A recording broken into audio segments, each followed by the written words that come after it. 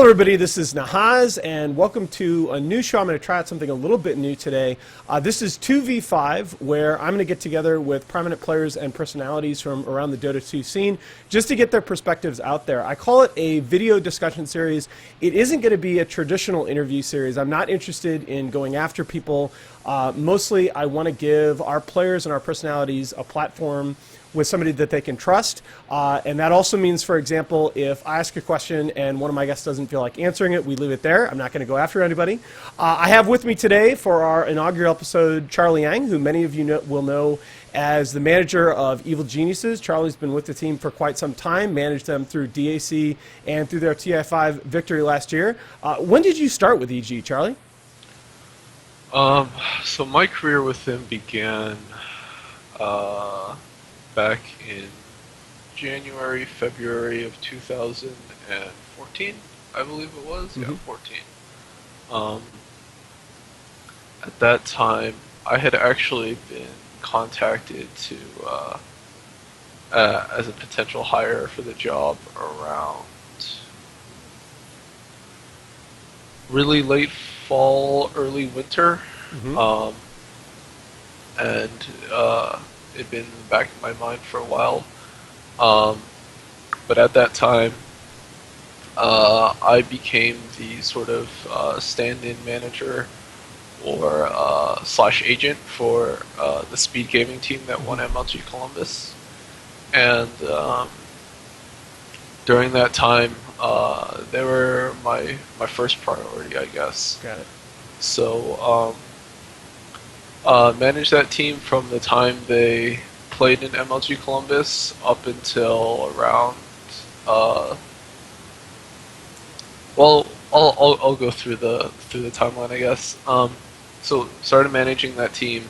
After they won, I sort of became their agent, as they were obviously going to leave their old sponsor because it was a giant mess of miscommunication and mishandling. And so they got a lot of different bids. I eventually accepted the C9 offer, and then around that time EG also hired me, and I knew eventually that Evil Geniuses and Good Game was the organization I wanted to work for, but I couldn't. Was this right around the time that the Sad Boys roster formed? Yes. Okay. So you knew from the get-go that you were going to be managing that particular team? Yeah, I was a little conflicted in choosing between the teams at first. But what happened was when I sent them off to C9, I felt like it would have been a disservice to just leave them immediately. So I managed both teams at the same time for about 3 months, and then after 3 months, I transitioned out of the C9 role and just managed EG exclusively. So I think the topic, I don't know how much you're going to be willing to say about this publicly, but I think the topic that we have to start with on everybody's minds is the recent roster shuffle. To me, it just kind of looked like a case of history repeating, with Artur leaving, taking with him another player from the team, this time Universe. Was this basically just deja vu all over again? Were there differences in the two settings? Oh, there were small differences, but largely I think it is a very similar story. I feel like I can talk about it a little more now, given that by the time this is released, it'll been announced that I no longer manage the team. I haven't since Shanghai. Okay. But it's still a bit of a touchy subject for me. I think there are a lot of similarities here. Obviously, I think there were lessons learned last time, but I think something a lot of people don't realize, players, the audience, everyone involved, they don't realize that change takes a long time, especially with younger players. Really players in general, because most players are still very young. As is the scene. Yeah, we look at this and we tend to think of younger players as just like Arteezy or Sumail. but really everyone here is relatively young, and I feel like we're all still growing up, and maybe less so for you, but Well, I don't know. I mean, I feel like it's such a new arena for me. It might as well be sometimes. But right. did we? I mean, did in either case did you see it coming though? That's what I really, because I felt like at least last year in retrospect when we looked at some of the problems at the summit too, that a lot of people maybe were waiting for the shoe to drop, whereas this year it was publicized that apparently one of the people in personnel at Good Game didn't know that this was coming. That's a whole nother story. For the most part, I knew it was coming. Okay. And for the most part, upper management rarely finds out, or rarely finds out that early. Alex knew. I told him around when it was about to happen. It was to be fair. The decision was pretty sudden. The decision to do this. It was pretty sudden. Those players were conflicted for a while, and so there wasn't too much time to give notice. For the most part, people outside of the immediate circle rarely know. I had an inkling it was coming, as I did with the first one, and there were things that we were doing throughout the rest of the year to try and rectify these problems, but hindsight's 2020, and obviously I don't think we did enough. And I talked to Sahil about it a bit. And, yeah, that was going to be my next issue, next question. And then he said that I don't know if there's anything anybody could do, which I disagree with.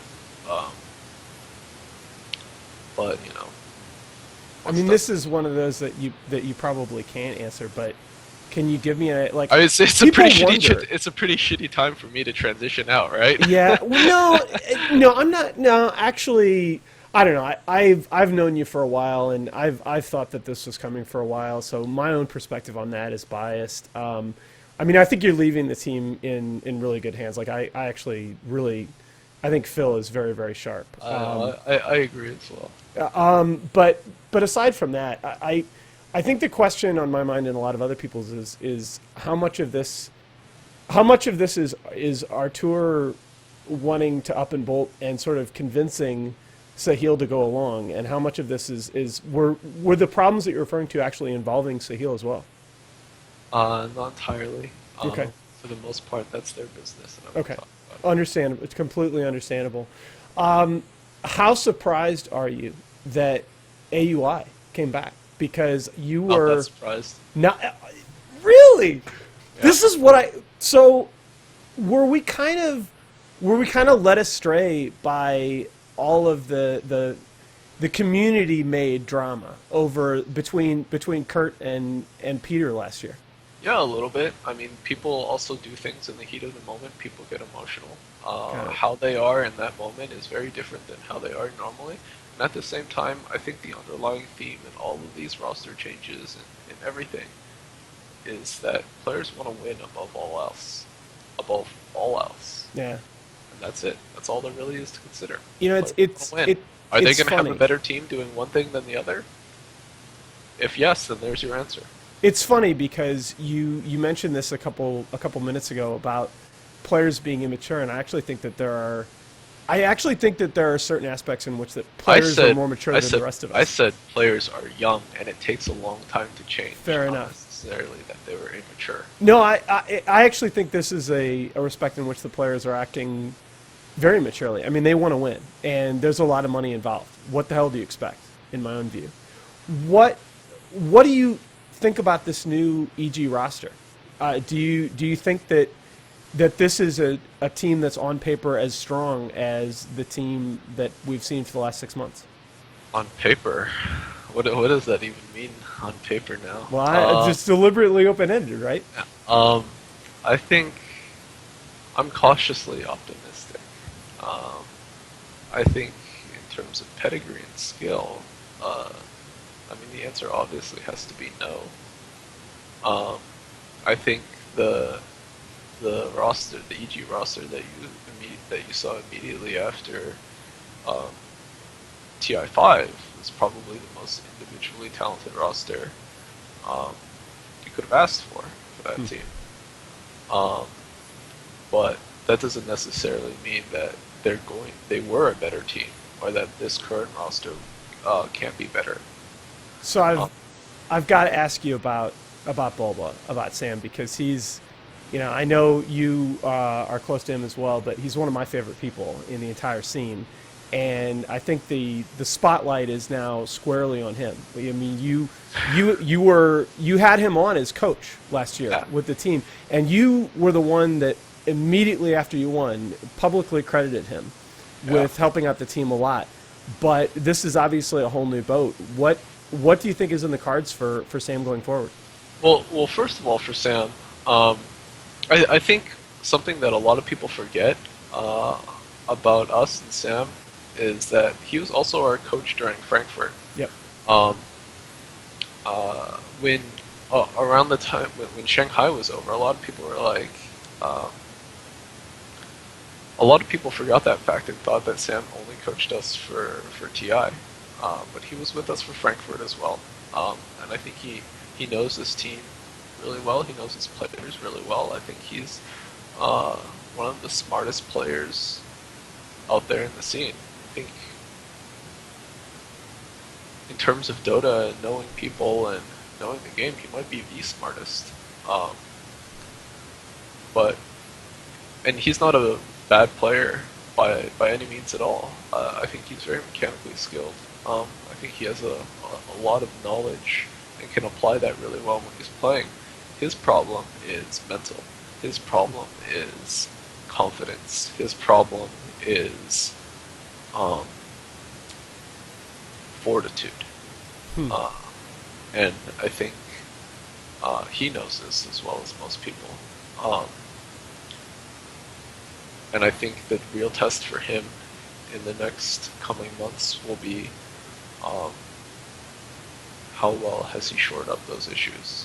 And I think something that is going to be really helpful for him, and I think that will be the marked difference between his previous teams, is that he has really strong leaders and personalities on his team that can really help him and guide him through whatever struggles he's facing. With Clinton and Peter and Phil. Amen. I also notice you include Phil on that list, and that's going to be something we'll come back to, because I think that's really significant in and of itself. So we're now sort of halfway through the first iteration of the major cycle, and I know that this is something that a lot of people, including you and I, had talked about back when the majors were first announced. I was very optimistic. I thought that this was going to bring a lot of stability to the scene. I don't think it's necessarily brought the type and the quantity of stability that I had hoped for. What are your thoughts on where we are and what needs to change going forward? Well, I think we're in, frankly, not that great of a place as a scene. I think Shanghai did a lot of damage to the perception of what this scene is like. And how so? What do you think the biggest problems are coming out of that? It was a major hosted by the parent company that was a shit event. And when people look to this scene for growth, for new opportunities, they're going to look at that most recent big event, Shanghai, and they're going to say, I don't know if this is something I want to be involved in. Just the general perception around this scene in the last, especially among sponsors, around the last year hasn't been that great. You mean even before Shanghai? yeah, even before Shanghai, just in terms of, I wonder about that. I mean, let's look at the scene uh, in two respects. I'm firstly just talking about the scene in terms of pure business, Hmm. opportunities to grow, opportunities to increase salaries, opportunities to increase sponsorship. You're typically your sellout shit, whatever the fuck you want to call it. Um, and I think that definitely hurt. I think people tune into to Shanghai. It's supposed to be this marquee event, and you know sometimes you can't even watch the games, and that's just. I mean, I think it goes without saying that's damaging for the scene, um, and it makes investors, it makes sponsors not really want to be involved or value Dota teams as highly as teams from other divisions. Like I mean, I wish I could put a better spin on this, but I can't. The sad fact is, I share that assessment, but I'm more interested. I mean, what would make it better? What do you think are the short, maybe medium term fixes? Here's the problem. I don't think there are short or medium or temporary or Uh, bandage fixes for building a scene, for repairing the sort of systemic problems that we have here, and not just us, but but any scene, every scene has of course, systemic problems. I think maybe ours are just more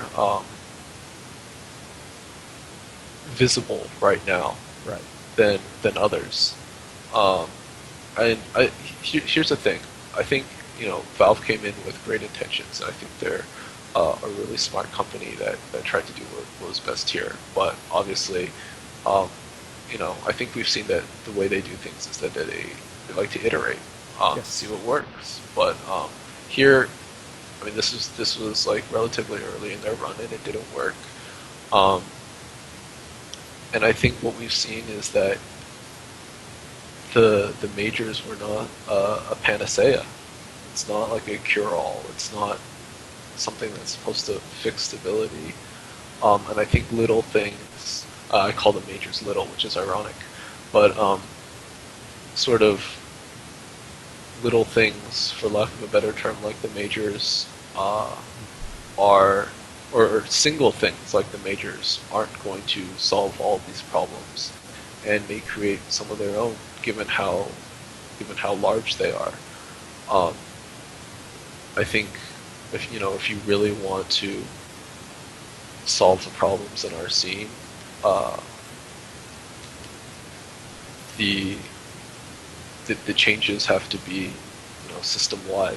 It can't just come from having 3 other tournaments throughout the year that offer a large prize pool and have some weird roster locking mechanism. Yeah. That was what I was going to ask you. Ch- Right? It's not. It wasn't just the tournaments. changes have to come on so many different fronts. What do you do with other third party tournaments?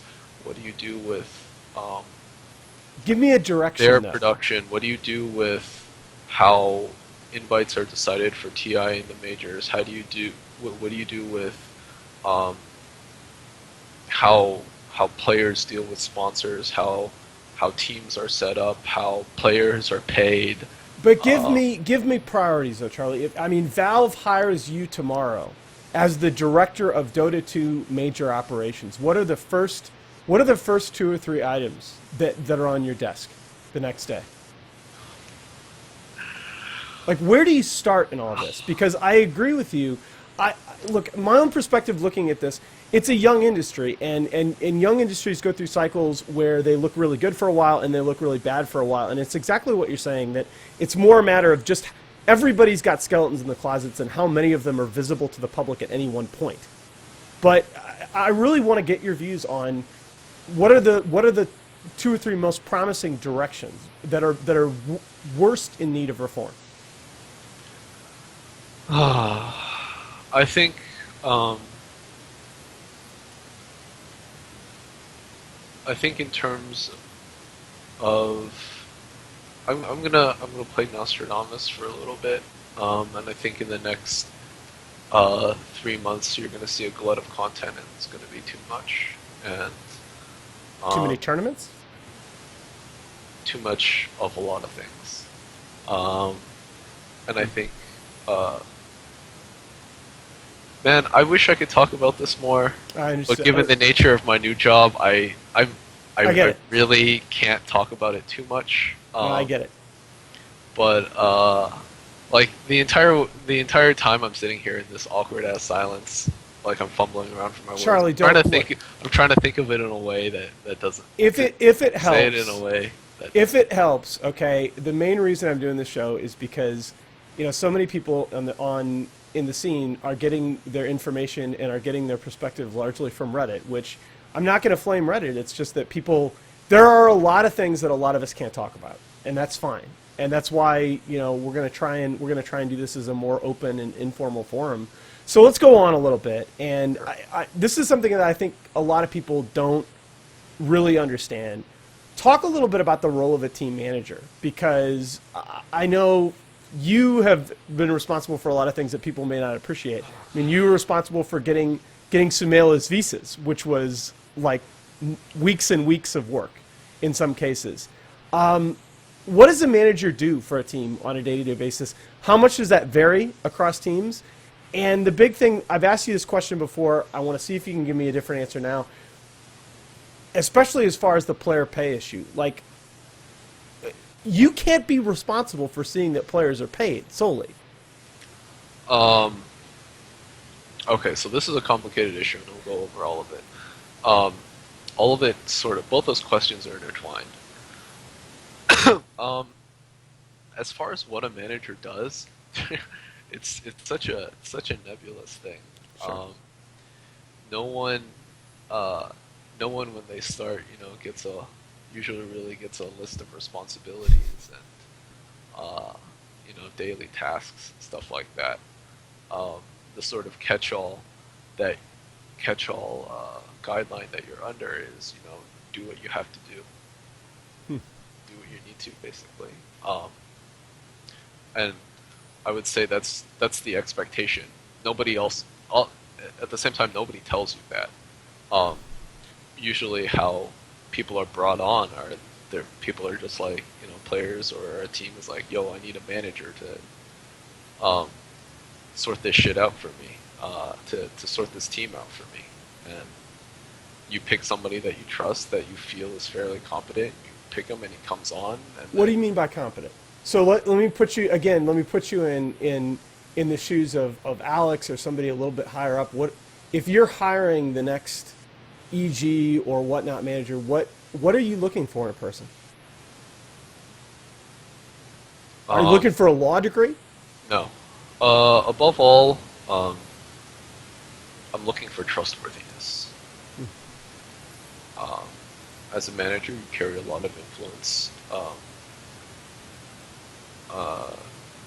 and you need to be trusted with that to do what's best for both the players and the team and the organization. Right. Um, so How do you? I need to be able to trust that if I tell you something, you'll both do it, and that you won't tell the wrong people, and that you'll execute. How do you even approach that? Because there are things as simple as deciding what events you're going to play that are potentially a conflict of interest between what's best for the players and what's best for the profile of the organization. Right. So, this really goes back to the fact that the role is so poorly defined. When I first started, I had to define the role myself. I think every manager sort of struggles with this, that you have to define the role for yourself, what it means for you, what it means for your career, what it means for your players. And when I came in, my first real gig as manager was when I was managing Pot and Bottom, when Ali asked me, players really had no idea what they really wanted a manager for, what I really needed to do. I sort of needed to figure it out for myself. When I first came in, I said, all right, I'm going to do whatever it takes to make sure that these players can play their best, and that'll be my sort of guideline. And then everything else after that, I had to fill in the blanks for myself as I went on. And every year, every month, every week, every day, I've added more to that job description as I've gone on. I've deleted things, put new things in. You sort of have to figure it out for yourself. And Sahil's girlfriend once asked me, what's the hardest part about being a manager? And I think I never really answered her at the time, but I guess maybe she'll be like super mad at me for answering here and not telling her directly. But whatever. I'll buy her food later or something. I guess the answer for me, especially at the time when she asked, was straddling the fence between that, between all the conflicts of interest that you juggle, because there's so much conflict of interest here, right? You have to represent the interests of the organization that are, most likely paying you. You have to manage the interests of the players that, you're paid to represent. And you have no safety net. I mean, there's nobody. That's a concern of mine for a long time, has been like, if not you, who is going to look out for the interests of the players? I mean, in a perfect world, these players would be making enough money so that they could have their own personal managers or agents. But we don't live in that world. That world is not going to happen for a long time. So, do you really think we're at least 5 years off that world? We're 5 or more. We got to get there. Yeah. And so in the meantime, your team managers are that sort of imperfect solution to this. Where but do you trust people to serve in this? At the end of the day, I trust so very few people in general, and I trust even less to do this. And I think this is probably the hardest part. Is balancing those interests, and trying to find. For me, it was also one of the most rewarding parts as well, is when you find solutions that satisfy both parties. And when you asked about finding people to do this, or if I were Alex and I was finding a replacement or whatever, I was in that position. I hired Phil, and sort of a lot of the middle managers that came in, and I'll go through the process of why I hired Phil. For people that don't know, me and Phil used to work together. He actually used to be my boss. Oh, I didn't know he was your boss. Yeah. Back when I was the very beginning when I entered the scene, I worked for ESFI for a little while. It was an esports website. It's a publication that we did things like TI previews and interviews and articles and stuff like that. And I was a writer on that site, and Phil was the one that hired me. Hired is a very loose term here. This is esports journalism we're talking about. But Phil was... well, that's another topic that's not going to make the list. Yeah, Phil was my direct head. He was the editor for the Dota section, and that's how we met. And I've known him for a long time to be really hardworking, very earnest. He has a lot of integrity, and he's a really smart guy. I've known him for all that time. Didn't really need to interview. I trusted him. He was a friend of mine, so he was perfect for the job. For the most part, that's probably how most managers are going to get their jobs in the scene now. You know somebody. No, it's a point, and that's kind of the thing that's a point I've made in a couple of conversations recently. I know a lot of people have complained recently about nepotism in the scene, but at the end of the day, the most important factor in selecting a lot of these jobs is who can you trust. Absolutely. and the answer to that question is most often in business who you know. Absolutely. Yeah. I mean, I think people. I mean, nepotism is like you hire them solely because uh, of a personal relationship. Right. But I didn't hire Phil solely because of a personal relationship. Uh, because of that personal relationship, I knew who he was, Right. what he was capable of, and the kind of person he was, and that's the reason I hired him. So, I mean, I don't know how much you can say on the player pay issue because we obviously had a situation with Secret that became public I'm before going Shanghai. to leave that up to Okay. Ebony and the players to talk about. As of this point, But you have had as of this point, all I know is that not much has changed. oh. Some You know what? I some can of it frame this has, question differently. and they're sorting it out. Other than that, I'm not going to put. Look, let me frame this question to you differently because you've had other issues in the past with your players getting paid from specific tournaments, correct? oh yeah, not just tournaments, but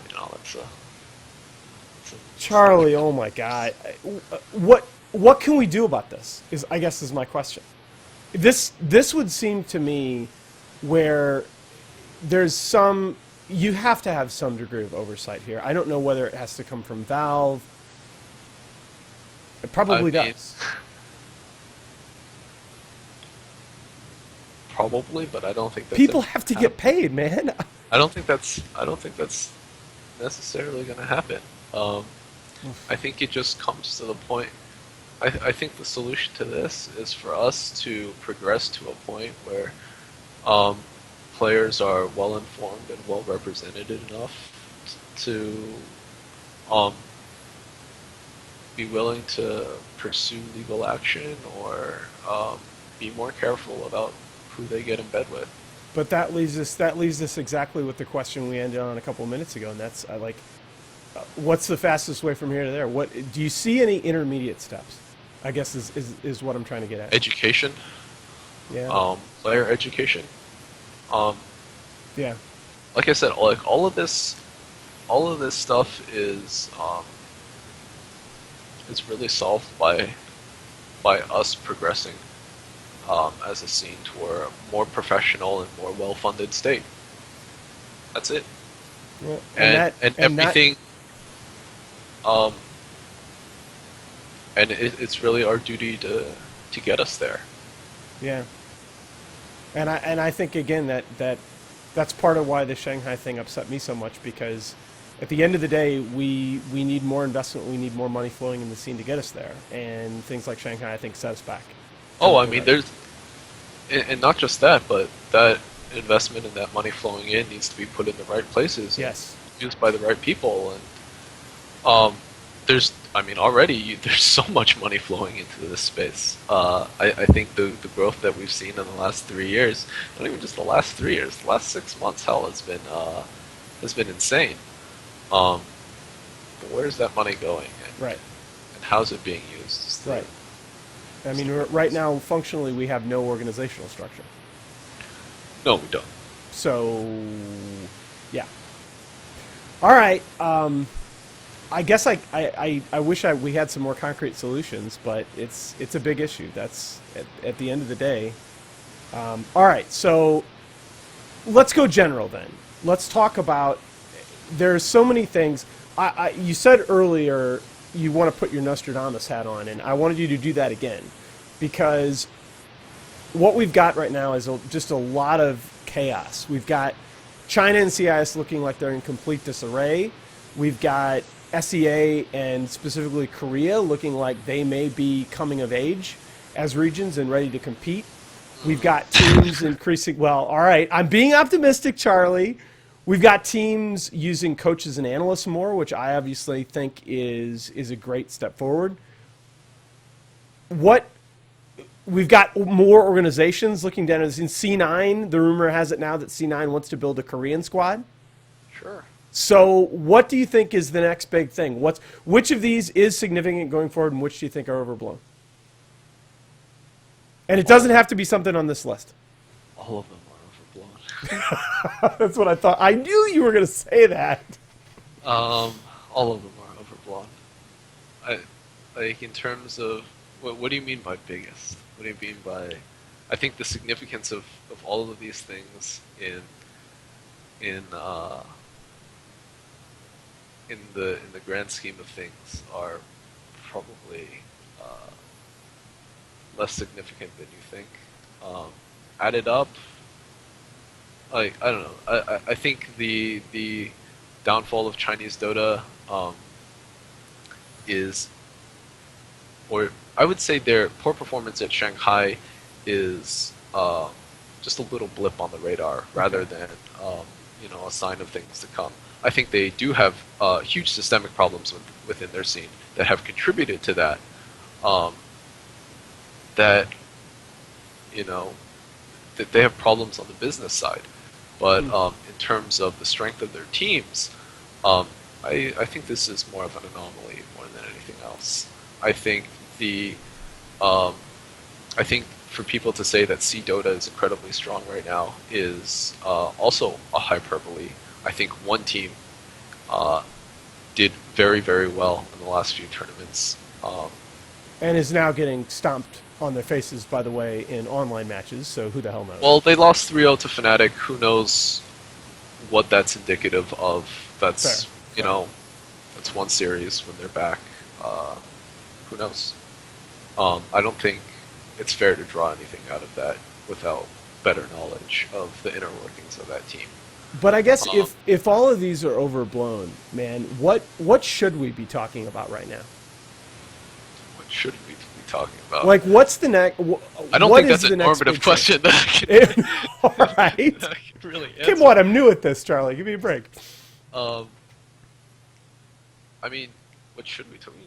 We can talk about whatever we want, right? We can. I mean, we are talking about this, and whether or not it's a fair topic or not, who cares? Fair enough. I think the reason that C isn't necessarily going to get that much stronger is just because of the regional problems that have plagued it since the very beginning. Yeah. Poor infrastructure, shit internet, lack of solid tournaments there that can really grow the scene. On more everything, stability. everything Right. flows from the second. And I mean, this all comes from this problem of the fact that there can only be so many tier 1 teams. This is such a top heavy team, and if you're not like a tier 1 team, you make roster changes and you disband or you retire or whatever. So I mean, that inherently leads to no stability, and no stability is something that hurts every scene. But is that especially C?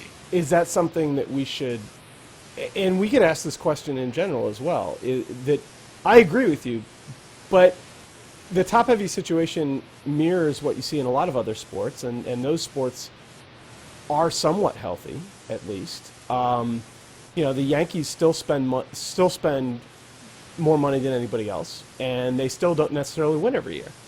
So I don't know that the top-heaviness is something that necessarily needs to be eradicated, but it is a potential barrier for growth. I think certain elements of the top heaviness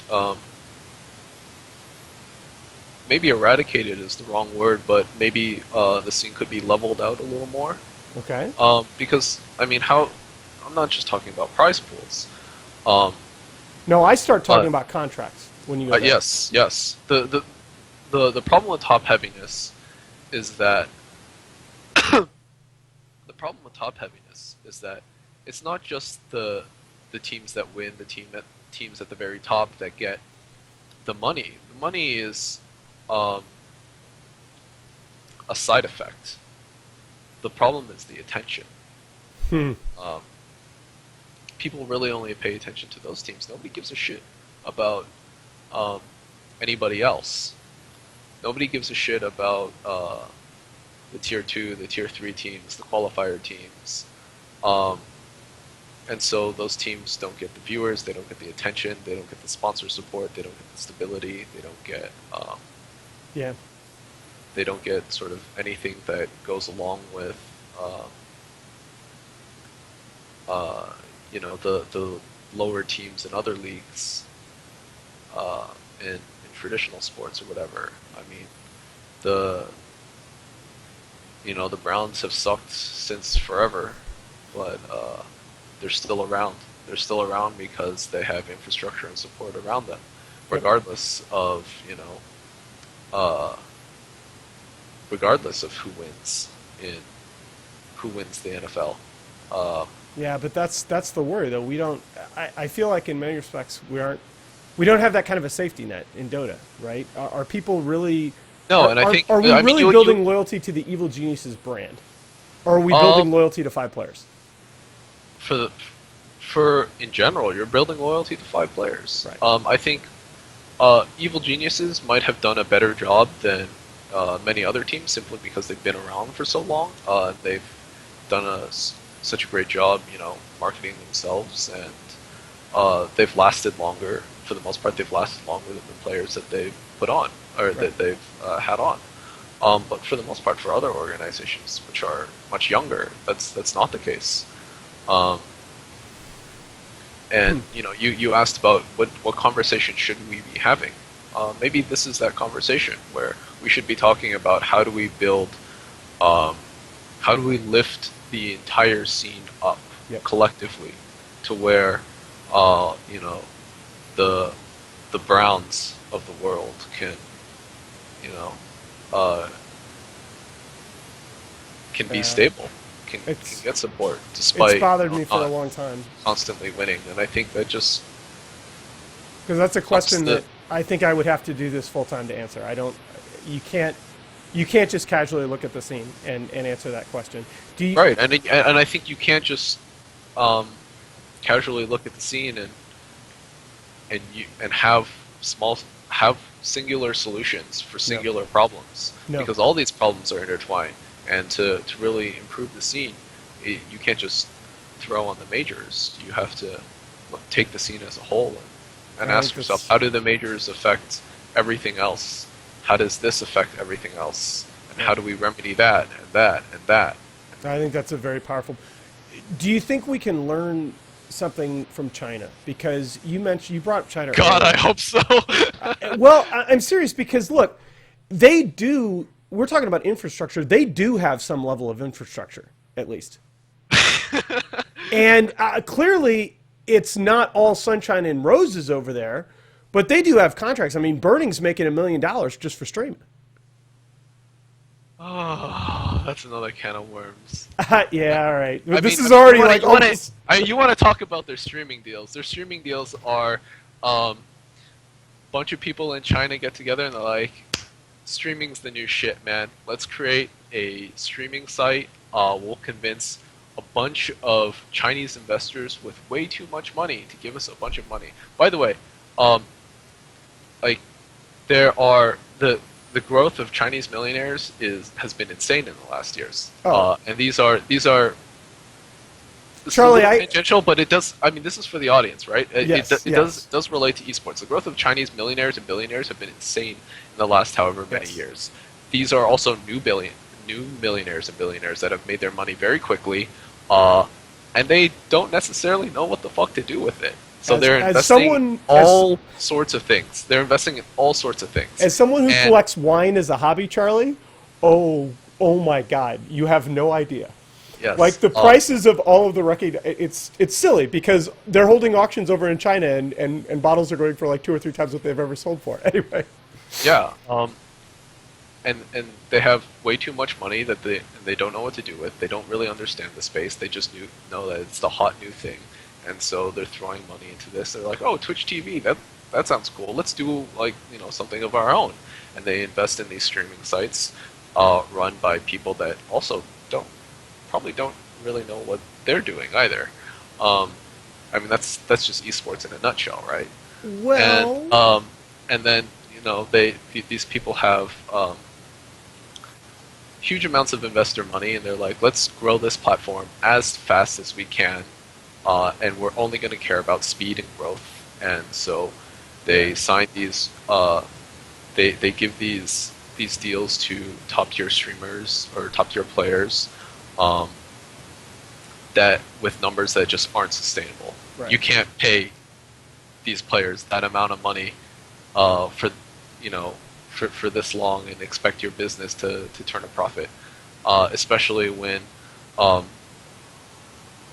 the money that you make from ads in China and all that is just it's just not a thing. And what they're not a thing. I'm sorry, it's just not.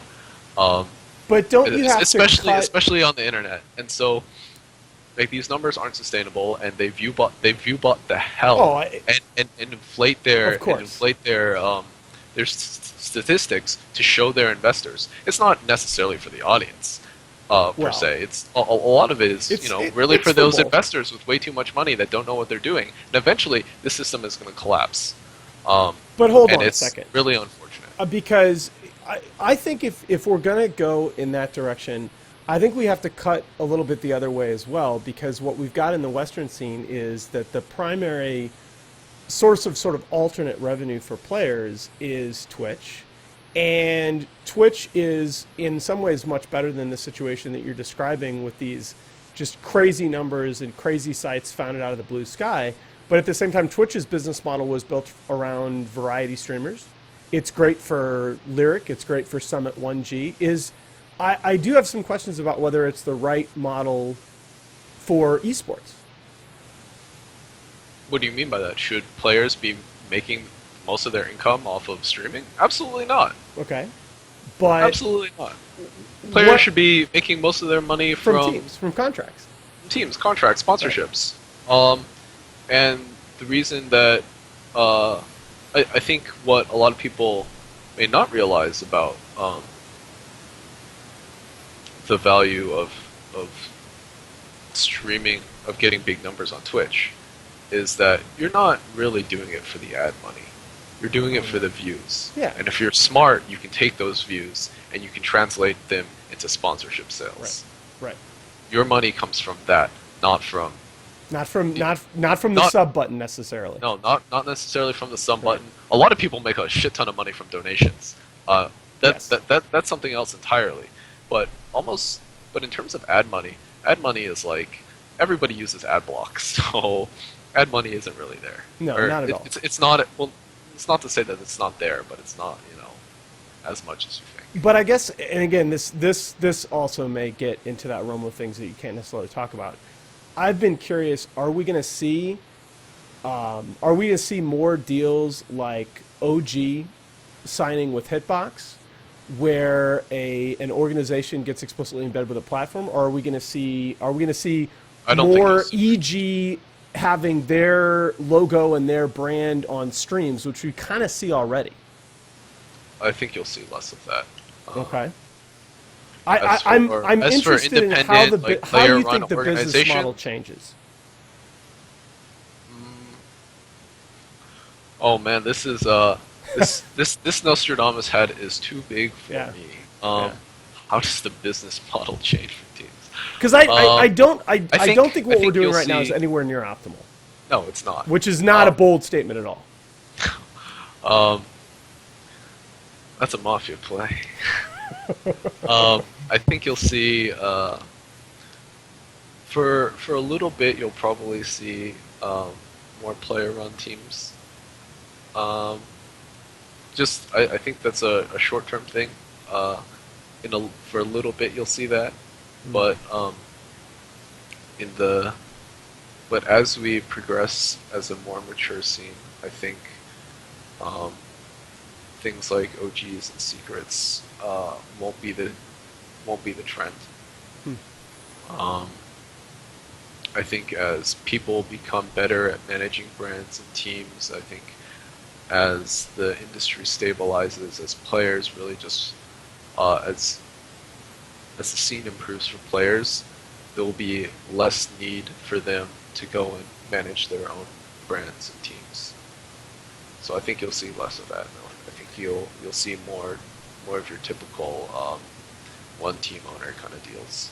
All right, so we're almost at the end here, and I'm gonna do one sort of corny thing, and I'm gonna say if you had a chance You do. You have a chance to talk to the community. What out there is actionable? Like what do you want to see people do? Like other than stop being stupid about drama. What I want to.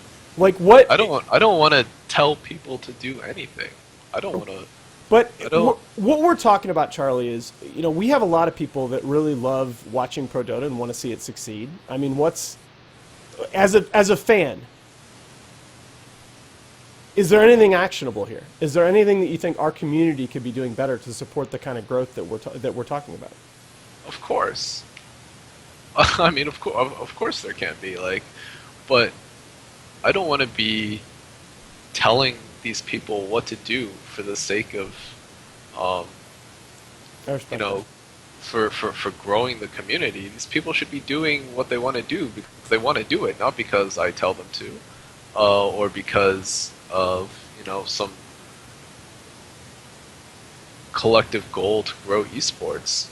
Esports should grow because it's good. Esports should grow because this is a product that people want to invest in, that people want to pay for. Not as a social cause. I can't believe you, Charlie. You just gave the economist answer. So the two of us. So no, I'm not going to tell people what to do. Do whatever the fuck you want. If you like this product, buy it, invest in it, do that, watch it, whatever. Enjoy what you enjoy. Don't do it because, you know, I tell you to or whatever. Do it because you want to do it. That is a very econ professor answer. And then it's the responsibility of the scene and the people in it to grow it to a point that this is something that you want to help and contribute to. That's that. Amen to that. So I don't know how much you can talk about it, man, but I want to close with what's next for you. I work at Twitch Esports now. I've been working at Twitch Esports since for the last last month, as of the recording of this video, maybe longer depending on, you know, whenever this comes out. Shanghai was my last event. For everyone that asked, yes, that's what the tweet meant, is that after Shanghai, no matter what the results or what happened, I would be moving out of my role as manager. It's something that had been planned for a while. And I am moving to the new esports department of Twitch. I said that already. And as for what exactly I'll be doing, you'll see. Excellent.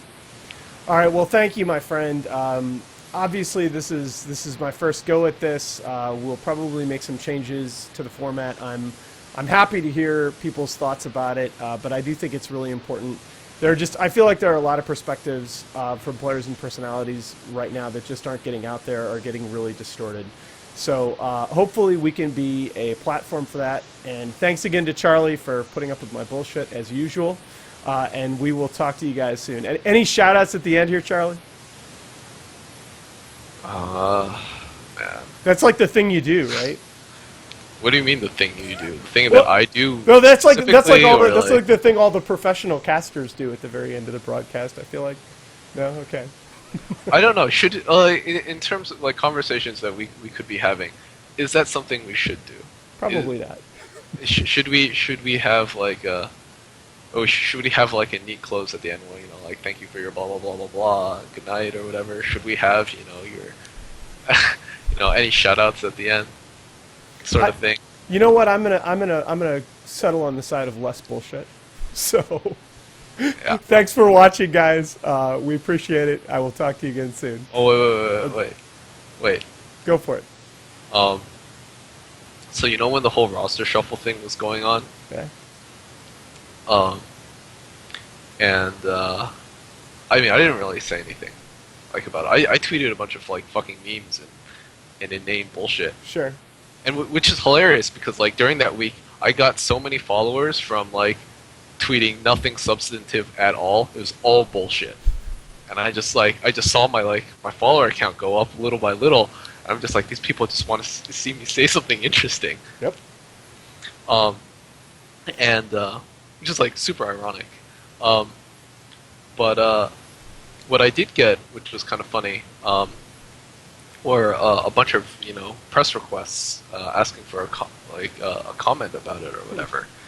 Um, and I understand that's their job. Obviously, I didn't really say anything about it, but I'm super I did give them all the same statement, and I'm really disappointed that none of them ran with it. So I'd like to give that statement now. Do it. I want to Alright. hear this. All right, I typed it up in an email. Hold on, let me find it. Uh, fuck. The score? So All right. nobody printed this. No, nobody printed this. And I gave a statement that I gave to all. Nobody printed it. So this is my comment on all the roster shuffles. So when we were coming back from Croatia, right? A bunch of us. This is G, Dota Pit. Yeah. When we were coming back from Dota Pit, after the tournament ended, we all were basically on the same flight out from Croatia. So that's like me, the EG team, NB was on there, a bunch of the casters and talent, like Jacob, Blitz, Oh boy. Cap, and Toby, all at the airport together, right? Um, and all of a sudden, Jacob gets a message from Bulba, from Sam, and Sam asks him, "Hey, what's the fiend, dude? What's the fiend? What's happening there? Who's moving what? Who's moving where?" Um, I think it was Jacob. It was And he probably messages Jacob about he this. messages Jacob about this. He's like, "Hey, what's the fiend, dude?" Oh my god. And then Jacob laughs, and then right after he messages Jacob, he messages someone else in the group the exact same thing. Pretty sure Sam just like copy and pastes like Skype messages, and he just goes down the list How of much am I surprised by this? Yeah. what's the fiend, what's the fiend. Messages all of us. Like right after he gets a message from Jacob, I get a text and it's Sam, and he's like, "Hey, what's going on, dude?" And so we all decide that all right, let's craft the most believable lie possible, and let's all play along with it and tell Sam. So we go along with the idea that QO was gonna join EG. So Okay. so somebody told Boba that QO was gonna join EG, and then the entire time while we were waiting at the airport, it was like 3 or 4 hours. Sam is messaging all of us Oh my about lord. this. He doesn't know that we're all together, just reading his messages together and like laughing about this. But he's just like trying to figure out who's getting kicked for QO, what else is happening, um, and he actually believed it for a while. Like when he was messaging me for confirmation, I pretended to be super angry at him. I was like, "Who told you, Sam? What is this?" And Sam's like lying to me, giving me some like other source or whatever. And it's like, "Sam, I know you're lying to me." And he's like adamant until the very end that he's not lying to me. So you're And saying then this was 17 mafia in one town? Is basically what you're telling me. yeah, and then we got him to believe for like at least like half a day that that QO was going to join EG, and that I was mad at him for finding out and The for other lying to wonderful me. thing about this, Charlie, is that after we've been at this for an hour now, and after all the shit that we've talked about in this video, the coordination, the people in the scene getting together, almost everybody relevant in the Western Dota 2 scene finally gets together and coordinates on something, and it's trolling Bulba. Yep, and then after I got off the plane from Croatia, I get this. I find on my phone, this long ass message from Sam. He's like, "Sorry, dude, sorry. I didn't." Oh He's my just like, god. "I'm just worried," and he's just explaining all his feelings for why he's so fiendy and everything, and why he wants to know. And he's like, "Please just tell me." And then a little bit after that, I get the message. I got fucking pranked? Question mark. Oh wow. Yes, Sam, you did. Yeah. That. That was my statement, and none of them printed it, and I'm disappointed. Oh, I actually can't believe that's a massive editorial fail right there. Well, that is the perfect note to end on. Thanks, guys, for watching. We will be hopefully back soon with another one of these. I think I may have a couple people lined up, but hope you guys enjoyed, and feel free to leave feedback in the comments.